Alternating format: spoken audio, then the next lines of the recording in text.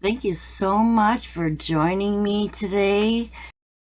We're going to dissect a rose and its leaves and its stems and how they grow and what they look like, and try to replicate a real type rose with the one stroke method in my way of putting it together. Okay, I have my own little twist on things. I've got lots of practice for you to get you ready to be able to tackle this project with me at the end of the practice. So I've got some great practice sheets there for you that we created some ahead of time, and then some of them we created live right with you in the recordings.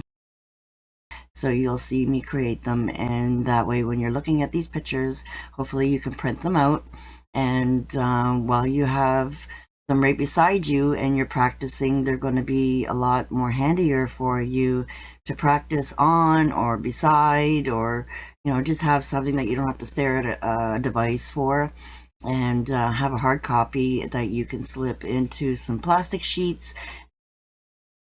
And then you can also get some wax paper out and some cardstock, and then that way you're going to have a lot of different little mediums that you're going to be practicing on, so that it'll prepare you for whatever canvas you decide to choose to paint on. So I'm really encouraging you guys to practice with a bunch of different sizes. The whole completer set is going to be needed, and I'll explain everything through the whole process. I have a lot of different little sections for you.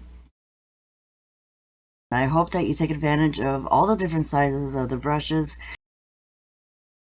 Doesn't matter if you want to paint on little tiny jewelry boxes or any little key tags. Maybe you got some wooden key tags that you want to make and put some roses on. So you can, it's endless what you can put roses on, and they're classic and everybody loves them. So I hope you enjoy my little take on this particular, I've got 3 different styles here for you. Lots of different centers that we're going to cover.